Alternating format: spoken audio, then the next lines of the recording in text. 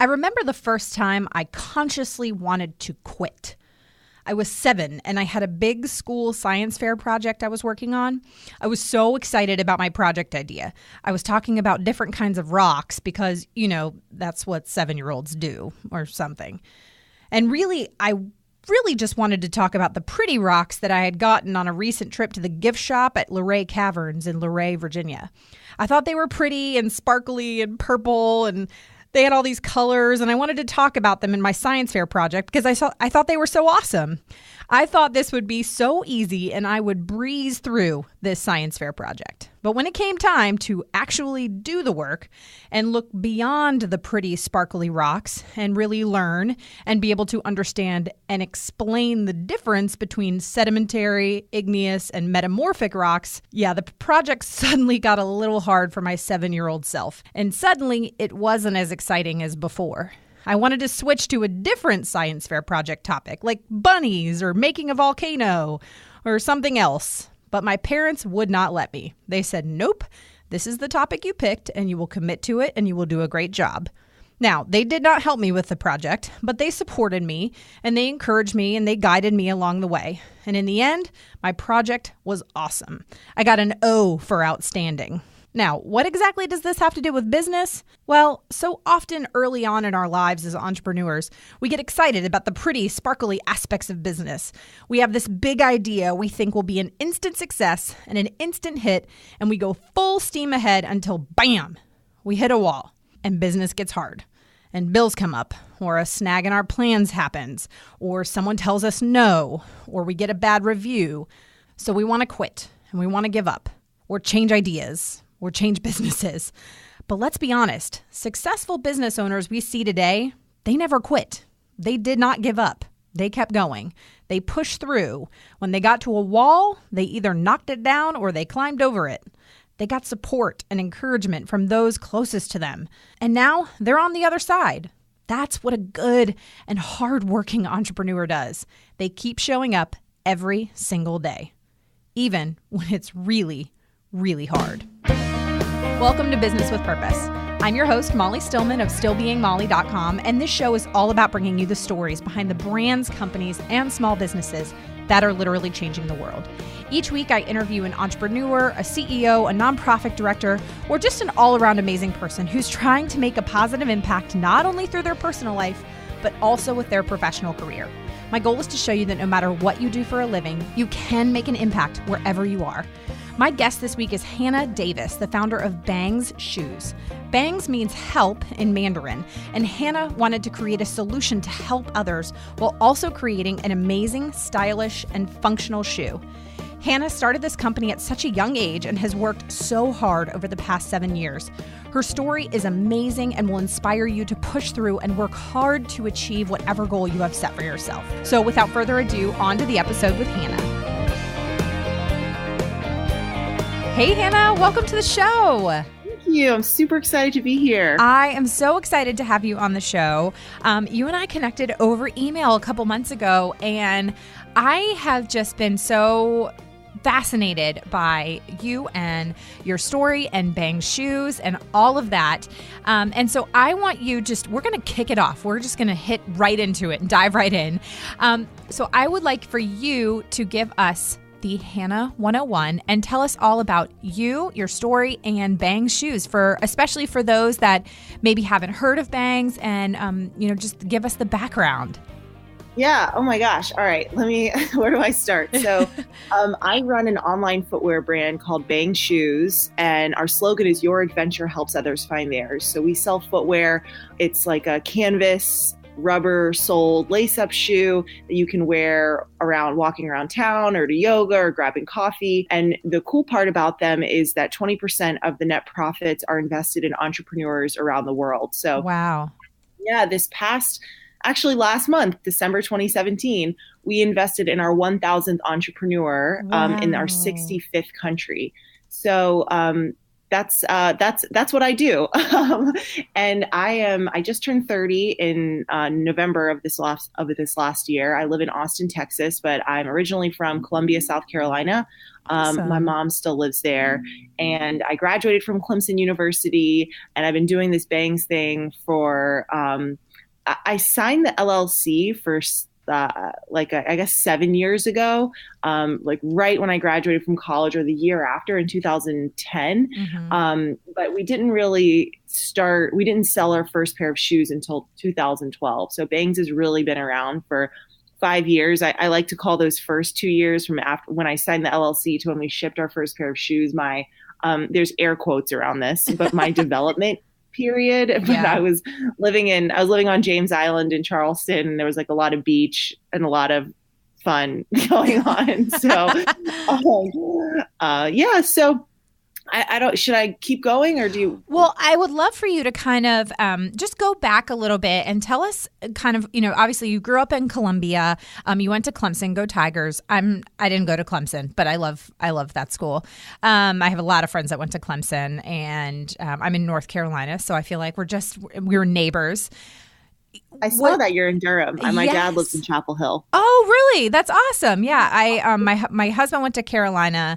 When I first moved to North Carolina, I lived in Carborough, which is basically Chapel Hill. I'm like, when I first moved here, people would be like, "Where do you live?" I'm like, Chapel Hill. I'm not even going to try and explain where Carborough is.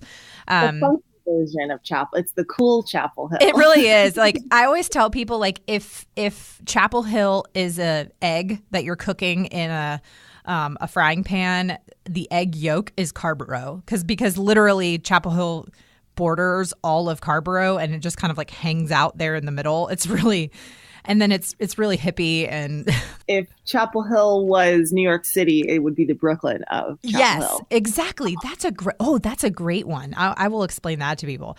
But then I came to the dark side, and now I live in D-Town, Durham. I live in the dirty Durham. I love it.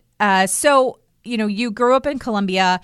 What were your passions growing up? Did you always have, this kind of fire for entrepreneurship? And where did that sort of stem from? What did you study at Clemson? All of that?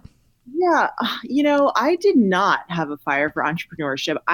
This is embarrassing, but I did not know what that word meant until after I graduated from college. Like, I would hear it and I was just like, I don't even know, okay, I need to but I wasn't interested in finding out. My passion was more in the humanitarian sector. So growing up, I was I was really interested in service, and I did Model United Nations in high school. So I was interested in international relations, giving back on a global scale. And then I wanted to make an impact. I wanted to help people. And that was really where everything kind of stemmed from. So when I went to Clemson, okay, if you want to help people, the most obvious one is well, you be a doctor, you can help people there. That's the doctors' lives are dedicated to helping people. So I signed up for Bio 110, and that was where that dream was squashed. Yeah, I'm not a biology person either. My intention, I went to college. I was like, I'm going to be a biology major, did one semester of biology. It was horrible. I was like, I cannot imagine dedicating 4 years to studying like this. I'm a people person. I can't do it. I don't want to do it. So I was like, well, okay, I'm still passionate about helping people. So what are my options now? And so I was like, all right, well, maybe I'll be a lawyer. So I was like, I'll get a law degree. I can lobby for causes. Maybe I can fight for environmental beliefs that I feel really strongly about. And so I followed that path, and I was much happier there. I loved writing papers, reading, talking, debating. I was super passionate about that. And it felt like there were a lot of options if I went down that route. So I graduated with a political science degree and a minor in Mandarin. So I also had this I guess interest in China, wow. But it wasn't, yeah. And it was, I have to credit my dad, because I was like, what do I do, Dad? And he was like, you should learn Chinese. It'd be really important. And you could apply it to literally any job. So I was like, cool. And I'll do that. And then I signed up for Mandarin. And then I had this professor who changed the game for me. She was, I'm 6'2", by the way. Oh, wow. This woman, my Mandarin professor she was 5'1", the smartest person. I was like just like obsessed with her in like a reasonable way. But I like I met her my sophomore year of college, and I signed up for every class. Like if anything she taught, I took, because I just was like so impressed, and I wanted to be like her. I was like, this woman is lecturing at a college in a second language that is vastly different than anything that I know.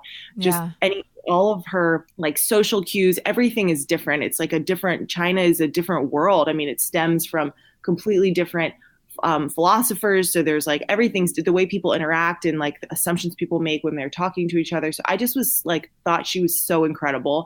And she did this study abroad. And so I went on study abroad with her. I was like, wow. Where you go, I will follow.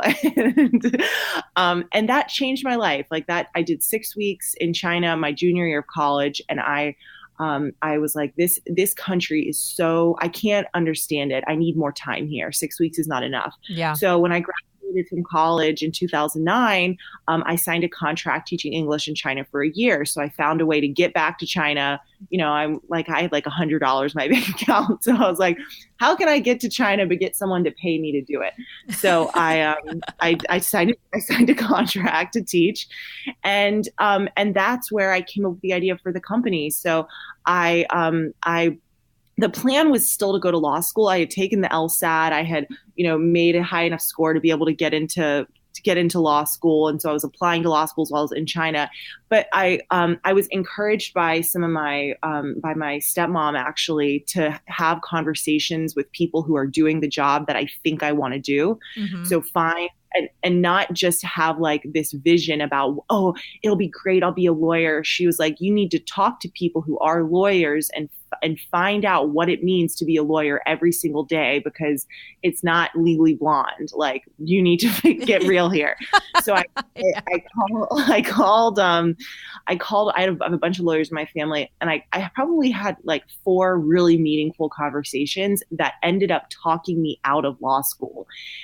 These women and a couple of guys that I spoke to were like, I think this was what they said to me. I think what you think being a lawyer is not actually what it is. And I think you would be happier doing something more active in the humanitarian space. Yeah. And that blew my mind. So I was like, well, crap, like I can't be a doctor because I don't want to study that much. And I don't want to be a lawyer, or I guess people who know me think I wouldn't be happy doing it. So if I want to help people, like, what do I do? So I was researching and came across this new word, even though I don't think it's like it was fully new, but it was a really hot topic at the time: social business, social enterprise. Yeah. And Tom's was leading that space in the retail world, and companies like Patagonia. And I was like, oh my gosh, this is cool. This is something I can get behind.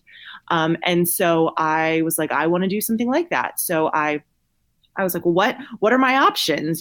How do you bring something like that to life? And so that was probably like, I don't know, in November, December of 2009. And then I still had like, a whole semester of my teaching contract that I needed to complete. And so I was like, oh, I have time, I'll figure it out. And so my teaching contract ends, and I was like, I haven't figured it out yet. I'm not leaving China until I have a plan. And so I like stayed in this university housing and it was like really, there was like nobody there. It was kind of depressing. And it wasn't like I would definitely do it all over again, but it wasn't like the happiest time of my life, because I was like really confused about where I was going to go and how I was going to make an impact. And then I literally sat up in bed one day. It was like nobody was on campus. It was during summer break. I was like the only one in the building. And I sat up in bed one day and I was like, oh my gosh, it's the shoes. And I had previously purchased this pair of shoes off the side of the road in China. They're worn by workers and farmers. It's like it's the inspiration for the shoes you see today. But what was really unique about them is that well, let me back up for a quick second. So when you think about the category of shoes that Bangs are, you've got canvas and you've got rubber soled. So think about like Converse or Vans or Superga or Keds. Yeah. Most of them have a colored canvas on the top, like over your foot, and then the sole is white. Mm-hmm. That's like the most well-known type of shoe. But what was really unique about this shoe in China was that the canvas and the sole matched. So it was like this olive green color canvas and then olive green sole. And so they looked like boots, but they were canvas sneakers. And I was like, those are really cool. But they weren't like, it wasn't a brand. They were worn by Chinese workers and farmers. And I brought them in like, this is of course like the very, very first version, the Chinese version. I wore a pair, and my Chinese students were like, why are you wearing those? Like, farmers wear those. That's weird. So like, it didn't necessarily translate to that audience, but I was like, there's something here. So I brought it back to the United States and then redid it. So ripped the shoes apart, put it back together with my flair on it, updated all the canvas, made it a little bit more durable, westernized it. And then the brand name Bangs comes from the word help in Mandarin. And I decided to call the brand Bangs Shoes and came up with the model, 20% of our net profits invest in entrepreneurs. And 5 years later, here we are. Wow. So I would love to kind of, obviously I want to talk about the shoe and the business aspect, but at what point did you incorporate the model of giving 20% of the profits back to entrepreneurs? Because I think this is such a unique thing about what you're doing. And it's almost like you're, combining something, like a concept of Tom's or an ethical, obviously an ethical shoe line, while also almost kind of incorporating something like Kiva. Is that what that was called, Kiva? It's like where they do the microloans for businesses. That's our partner. Oh, wait. Oh, okay. That's okay. Well, then clearly I'm a genius because I did not know that. I'm just kidding. Okay. So explain to me where that partnership came from and where sort of that idea, where you were like, I'm going to take this a step further. I'm not going to just make these shoes ethical, but I'm going to really make a lasting impact by empowering business owners around the world. Well, that was it. So that's the reason that why Bang started. It's funny because the shoes came second. It was more about the cause and this is like leading into a whole other conversation. That was a very tough realization for me about 2 years in, when I realized I wasn't running a nonprofit and I was running a shoe business, and that to be successful at the nonprofit side, I had to be really good at business, and I almost quit. But that's an aside. So we can come back to that later. But the model was from the very beginning. I mean, it was the reason why Bangs came and to be. And so when I was researching, clearly there's like millions upon millions of amazing organizations that I could have chosen to partner with. And at the beginning, we actually did have multiple partners. But a very good friend of mine who she's like a sister to me. I've known her since I was, 1, and her name's Julie Kriegshaber, and she introduced me to Kiva. So when I was looking for these organizations, I was like, all right, guys, I'm looking for something sustainable. I want to help people. I don't want to give people stuff. And the reason for that was when I was coming up with the idea for Bangs, I was like, there's another person who changed my life. I don't know this person, but it's a TED Talk. Dan Pelota. The way we think about charity is dead wrong. Completely changed everything I was thinking about humanitarian aid. And so taking that, like after that TED Talk, and this was right around the time I was trying to find a nonprofit, what he said, the world does not need another nonprofit. There's 1.5 million registered nonprofits in the United States. And how many of those do you think are dedicated to clean water? It's in the thousands, and we all want the same thing, but we end up segmenting resources because there's a finite amount of dollars in the world. There's a finite amount of resources, about hours in the day, humans in the world. And so he says, and I fully believe this, that we don't need new organizations that give people stuff. We need organizations that connect each other. And that's what I wanted Bangs to do. So I wanted to find an organization that empowered people, that that provided opportunities in that stuff. And then I wanted to connect humans to that organization in a unique way. And people need shoes, and people want their purchases to impact a greater good. And I saw a space for Bangs and ran with it. That is amazing. And I can't believe I did not, because I was like, I've done all this reading and I completely missed the fact that you guys are partnered with Kiva. So that's a little embarrassing on my part, I admit. But I think that's amazing. And, for people that maybe are unfamiliar with the model of Kiva, can you explain what is just so impactful about this organization? Yeah. So Kiva is amazing. And you don't have to buy Bangs to work with Kiva. Anybody, if you wanted to go to kiva.org right now, you can, and I would encourage it and to just check it out because it's a really awesome organization. Mm-hmm. So they're classified as a microfinance organization. And of course, they didn't invent microfinance, but the idea is to provide small loans to entrepreneurs who might not have access to traditional finance. Mm-hmm. So for anybody who's listening who's like, that was just a bunch of whatever, I don't even know what she said. It's like the OG Kickstarter. Right. So yes. Yes. But Kickstarter is, I think, more aimed towards a Western audience, creative people who have funding, who have an idea off the ground, but they're trying to take it to the next step. And Kiva is for people who might not have access to the internet, or who don't have access to a smartphone, mm-hmm. and have these great ideas. This is something else. This idea that I really was hit home for me in China was that it doesn't matter what you look like, or how much money you have, or what language you speak. There are things that exist in every human, and hope and ambition, mm-hmm. and love for your family, and the drive to provide for people you love. And yes. So these things exist even if somebody doesn't have Wi-Fi, and they and like innovation exists no matter what your situation is. So there's these entrepreneurs in different parts of the world who might have like the next life-changing idea that could affect all of us, but they just don't have access to finance or opportunities or a way to share their idea. And so Kiva saw that, and Kiva said, that's not okay. And they go in and they find these entrepreneurs, and then they share their stories with people like me and you. And then Bang says, all right, we're gonna look at these entrepreneurs that you're sharing with us, and we're gonna invest in them, and we're gonna help them reach their dreams as well.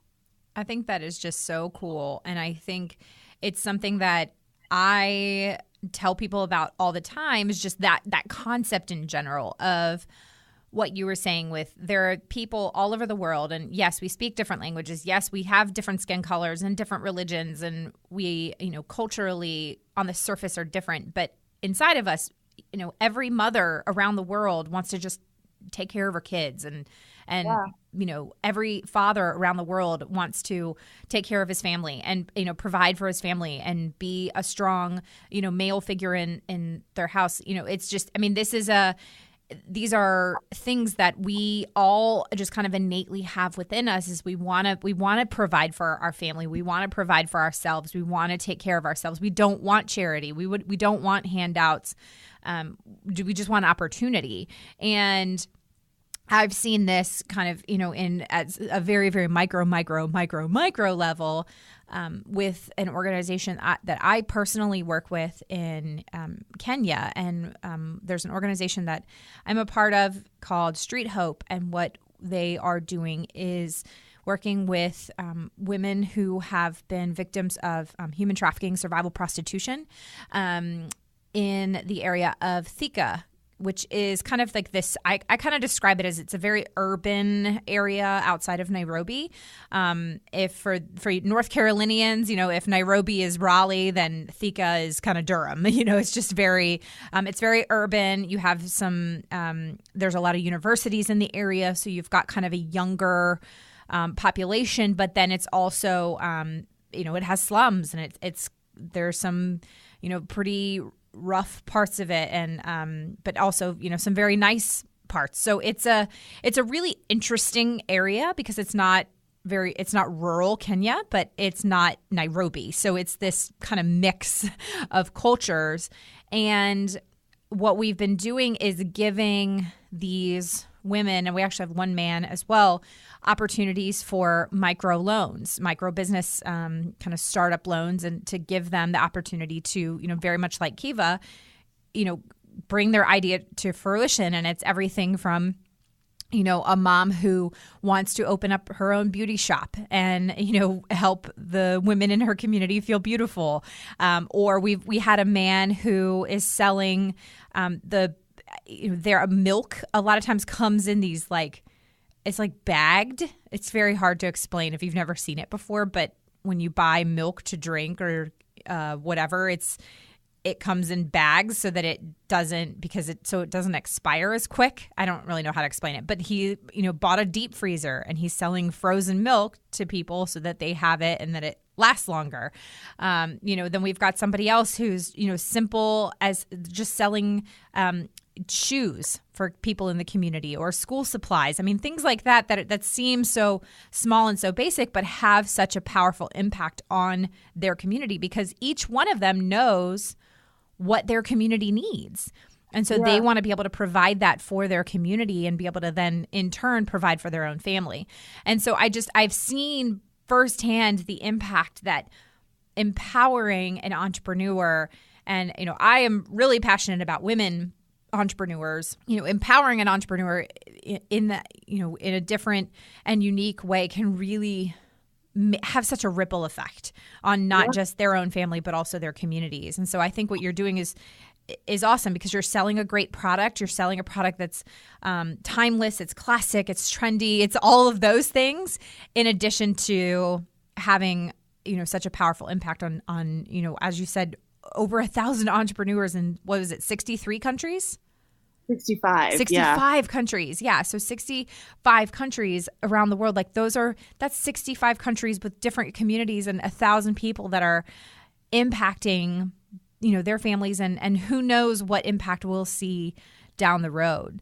So first I want to just say, I love your business model. I think it's amazing and I applaud you for what you're doing. I have to divert that to Kiva. I think that's another thing that they've done really well is that a lot of people will say, oh, I want to make a difference, but I don't know how. They make it easy, and lots of companies work with them. And we're really lucky that we are able to have the impact through them because we couldn't, 30 years ago, there's no way that we could have worked in 65 countries and be the size that we are, It's just, but I don't think Bangs would have been in existence 30 years ago because we're in a fully online business now. So there's a lot. Yeah. So you have mentioned earlier that you almost quit the business. Talk a little bit about that. Well, so at the very, very beginning, there was never the first maybe year and a half. I was so confident and I had such a clear vision for what I wanted Bangs to look like and what I thought it could be and the impact it could have that I never once second guessed myself or Bangs. And it wasn't until, it's easy when it's easy, right? And so the minute that it starts getting more difficult, and it was probably in a year and a half into year two where I really was struggling and the business was struggling and people said they liked the idea, but they weren't really buying the shoes. They loved the impact, but we weren't really growing in the way we needed to. And I realized that in order to have an impact in these communities and through Kiva, we have to have really, really awesome shoes. And if you're running a social business and your product isn't awesome on its own, aside from the social mission, then you're setting yourself up for failure. And that's kind of the position that we were in. We had this strong social mission. I had a clear vision of impact, but the product that we were selling just wasn't, it was okay. We were selling some shoes, but it wasn't competitive. Your product can't be okay. We're entering a space where these heritage brands have been around for decades. Converse is a mammoth, Right. it is a David and Goliath situation here. Like we are actually statistically insane to be doing this. Like there is no reason why we should be successful except that we are persevering and we're passionate and we believe in it. And we're starting to see glimmers of success and growth. So that shift though, from year 1.5 to year 2, when I realized that, hey, Hannah, you're not running a nonprofit. It is not, you're not dealing with donors. You're dealing with customers, and customers have choices. And $60 is not an insignificant amount of money to get somebody to hand over for a product. It better be good. It better be great. It better be better than Converse. It better, and so to have these high standards, and then how do you do that? Like, I mean, they have departments, they have worldwide offices, they have humans that have been doing this for 40 years, like, and there's 4 of us, at Bangs. So we just have to work harder. Everything has to be better. Our marketing has to be better. Our shoes have to be better. And I decided eventually that I wasn't going to bow out. I was going to give it a try. And I didn't want to stop saying, oh, I saw how high the mountain was and I didn't want to climb it. I wanted to say, we're going to go down. I'm going to go down like on the side of the mountain, like halfway up at least. Like I'm going to give it my all. Absolutely. And I love what you said so transparently and so honestly about it's easy when it's easy. And then when it gets difficult, it gets hard. It gets really, really difficult. And every entrepreneur goes through that. Every single one. And I have interviewed so many business owners. I'm a business owner myself. My husband owns his own business. I have a lot of friends who are business owners. And they will tell you, it's like the honeymoon phase in the beginning when you're like, I've got this idea. It's going to be great. And I'm going to be so successful. And then all of a sudden you hit the first roadblock, and it can come quickly. And sometimes maybe it comes a little bit further down the road, but it knocks you down when you hit it. And, I have said this before countless times on this podcast, and I've said it countless times on my blog, but success comes to the ones that keep showing up. And, you never hear about Oprah Winfrey who gave up. She didn't give up, and now she's Oprah. And so, that happens for so many business owners. I think that I really believe that. I know I'm not the smartest person. I'm never the smartest person in the room. I'm never the most experienced. I never have the most money. There's never going to be a situation where I am the best at any of those things. But what I do have, I'm the most stubborn, and I'm going to work. I'm okay to sacrifice things for my vision. And I think I definitely believe that it's the perseverance, and it's not, it's Oprah or it's anybody in like any sector. It doesn't matter. Musicians, artists, anybody that is excelled in their field. Of course there's like the crazy, child stars, but for and it transcends just retail. It's any sector. It takes years. Absolutely. And even the quote unquote overnight successes, you don't hear about all the training or the work that they went through to get to be that quote unquote overnight success. I was talking to somebody who, said that her friends asked her, how did you become such an overnight success? And she's like, what do you mean? I was in business for 7 years before I was ever successful. You just didn't hear about me until recently. They're like, it feels like Bangs has just exploded overnight. And I want to be like, yo, 7 years of doing this. Like, what are you talking about? What do you mean overnight? Like, what? What world do you live in? It's so funny. They're like, it's just exploded. I'm like, is that what's happened? Because it certainly feels like I've been grinding. Yes. So many sleepless nights and sacrifices and just things that you can't learn in business school. And I find too, so many business owners never went to business school. And so you have all of these creative people, these entrepreneurs, these people who just have this fire within them for whatever passion it is that they have. And then all of a sudden they get into the nitty gritty of business and their eyes go cross and they're just like, I don't know. I'm going to have to hire somebody because I don't know what I'm doing. Yeah, yeah. Well, and I think that that actually has been a benefit of mine, is that I don't have traditional business training because, and not like saying, of course, there like business school is an awesome opportunity Hmm. and there's a lot of knowledge to be learned from it. But in my specific situation, I had no parameters. There was no like skeleton template to follow to say, hey, you do X, Y, or Z and you get success. I had a wide open, let's try anything. And I think that that ended up working to my benefit. Absolutely. And it's funny because I have heard that from other entrepreneurs as well that did not go to business school, that they think it's an advantage for them, and they are glad that they don't have that formal business training, which I Yeah. just think is so interesting because I hear that a lot. And I'm not, I don't know that I can pinpoint exactly why that is such a benefit, but yeah, you definitely are not the first person I've heard that from, and which I think is cool. Yeah, for sure. So I'm curious about sort of the early logistical things because, as you said that you brought a pair back to the US when you left China, and you sort of took it apart and you made it your own.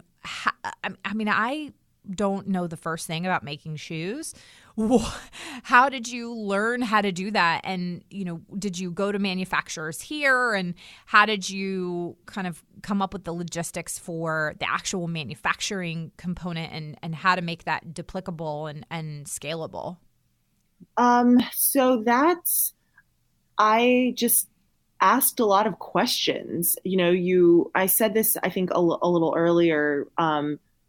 You don't need to reinvent the wheel for a lot of stuff. And like what we're doing isn't, we didn't invent like the next internet, I mean, so there's people who've been doing this way longer than I have, who know way more about this than I do. And so I find those people and talk to them.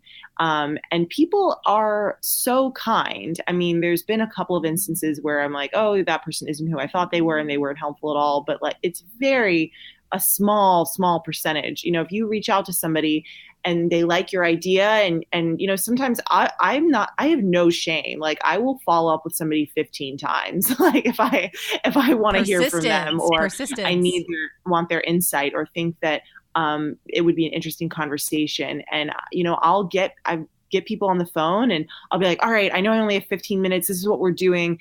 And like share the idea and passion. And then they'll end up talking with me for like an hour and I'll ask questions. And so I think that's a lot of what happened at the beginning is we found people or that worked in the footwear industry or worked in design, and I talked to my friends, and I had a friend named Michael. I still have a friend named Michael. He's still around, and he works in fashion, and I've known this guy since I was like in elementary school, and we were both living in New York at the same time. And I didn't realize how much of people liking shoes was about like proportion. Mm-hmm. And there was there's a science aspect to it. So one of the issues that we had at the beginning was that people's like, oh, I like the idea, but bangs make my feet look big. And so what we did was move the ice, like where the those circles are, where the laces go through. We moved it down the foot like 5 millimeters, and it makes your feet look smaller. And I was like, holy smokes, like 5 millimeters, like 5 millimeters changed the way people look at bangs. And wow. Yeah, so there's like little things like that, or the weight of the canvas. So if you have a heavier weight, it makes it look like a more sturdy shoe, or you have softer canvas. The shoes don't, like the sides of bangs maybe won't stand up quite as straight, but it seems like people like that, so we need to put the weight back up. How long are the shoelaces? So it was also a little bit easier to figure out because when you have a factory, they're like, this is what I need from you. You need to give me like X, Y, and Z. And so you sort of just like fill in the blanks. And you're like, okay, well, they need this, but I don't know what that is. So let me figure it out really quickly and then just tell them something, make it till you make it. Right. That is, I don't think I could have, I mean, I definitely could not have told you any of that, as far as that's so fascinating that you discovered little things, little nuances like that. about moving the shoelace holes down 5 millimeters and what an impact that has. That is so interesting. It was a sink or swim thing, though. I don't like, again, like I didn't just, it was like, I was like up against a wall to figure this out. Like Bangs was, we were struggling. I mean, we should have quit in 2014. I mean, we were hemorrhaging cash and people weren't buying shoes, and there was I did not see a light. I did not see a way out. And then we discovered Instagram. Oh, yes. Yes. And that's when everything changed, when we flip-flopped our business model, stopped wholesale, and put all of our eggs online. Wow.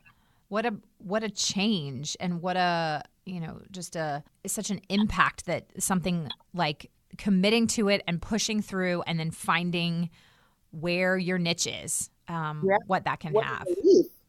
Absolutely. Absolutely. Crazy. That's amazing. So what is the vision for Bangs over the next few years? Where do you see things growing and going in, over time? Well, my hope is that Bangs becomes a household shoe name. I mean, I'd like it. I want to keep going. I mean, there's no reason at this point to stop. And I want to keep building out a community of people who believe in our mission and want to make the world a better place and want to help invest in entrepreneurs around the world. And I think a lot of that means we have to have really great social media. We have to have really amazing product, and we have to stay on top of the shifts in how people find information. And this includes social media and the internet and how people shop online. And we just have to keep learning and growing. And my hope for the next couple years is to replicate what we've been doing, but on a bigger and better scale. Awesome. I can't wait to see how you continue to grow. And for those that are listening, I will have all of Hannah's information and Bangs, information on how you can buy Bangs shoes in the show notes. But now, Hannah, this is my favorite portion of the show, where we transition to the lightning round, so to speak. My husband inserts a fun sound effect here every week. He seems to be doing movie quotes recently, so you never know what you're going to get. So we'll see. Yeah. So are you ready for the lightning round? I'm ready.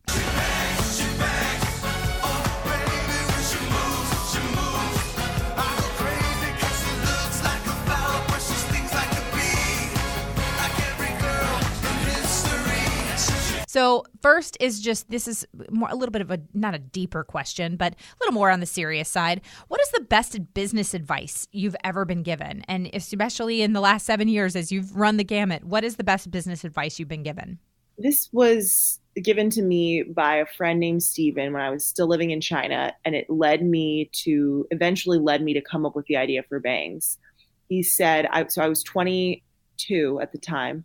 And he said, think about what you want your life to look like when you're 60. Picture it. Where are you sitting? Who's around you? What does your house look like? Do you have a house? Where are you going on a trip anytime soon? Lay it all out and write it down. And then start making decisions today to get you to that point. That is good. I love that. Me too. Getting me thinking. I think about it all the time. It changed my life because I was like, whoa, my mind. Because I was thinking about next year, next 2 years. He's like, no, you got to be 60. What is your life? I love it. What is the movie you can watch over and over again and never get bored of? I'm not a really big movie person, but the Netflix series is The Office. Oh yes, my husband's a huge Office fan. I'm a big Office fan. I mean, who doesn't love The Office? Yeah, you can just go and pick an episode. It's just nice. It's like makes you laugh, and you don't have to think about it, and you love the characters. So it's definitely The Office. Love it. If you were sent into space with 3 items, what would those 3 items be? Oh gosh. Do humans count? Let's assume that you've got the humans you want. Okay. Does Wi-Fi work? And you got Wi-Fi. You got your humans. You got your Wi-Fi. Okay, then I would take my laptop, a pair of bangs, I love it. and to be clear, I would take my Onyx high top lace up bangs shoes. Oh, I like that. Okay, that's good. And then I would take a blanket. I would take my Rumple blanket that's really heavy and warm and nice, just because space seems cold. I like that. I think you're the first person that has said a comfort item like that. That's a good. See, for me, it'd probably be like a good pillow. Like I need a good pillow. I can live without a pillow, but if I'm cold or if I this might even be like, so I have trouble sleeping without weight on my, and I think it's an anxiety thing. Like, if I can't sleep with just a sheet on, I need to have like either a heavy blanket, or my boyfriend makes fun of me. I will put pillows on top of my body because I like having things, and it's so dumb. It's like such a false sense of security, but I can't sleep without it. No, I like it. If I'm in space and I need to get some sleep and I don't have a heavy blanket, it's going to be a problem. I love it. I love it. Okay, so the last questions are either or. So you just say which thing you prefer of the two. All right, so are you ready? Yep. All right, coffee or tea? Tea. Cake or pie? Cake. Books or movies? Book. Pepsi or Coke? Neither. Ooh, okay. Early bird or night owl? Early bird. Tacos or burritos? Burrito. Introvert or extrovert? Extrovert. Call or text? Call. PC or Mac? PC. But no, I have a Mac. I don't know why I said that. I use all Mac. And last one, crushed ice or cubed ice? Crushed all day. Yes, crushed all day. I want the like chewy nugget ice. That is what I'm talking about. Yes, yes.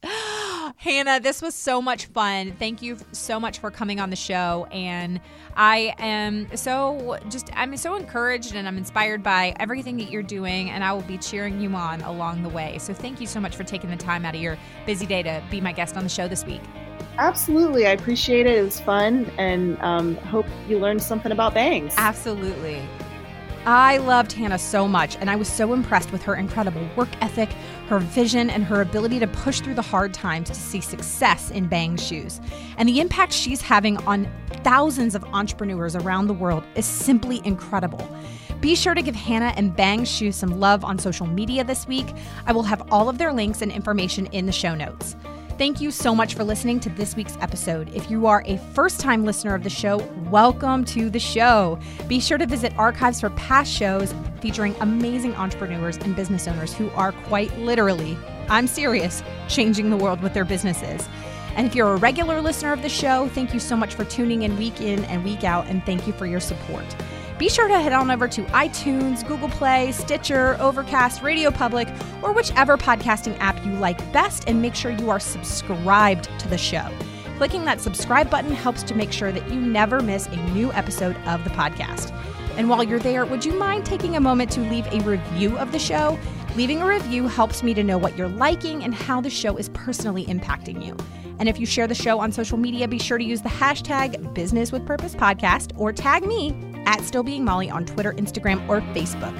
This show is edited by my amazing husband and executive producer, John Stillman, and the music is by Mark Killian of Third Wheel Media. Thank you so much for listening. Now go do something good with purpose on purpose.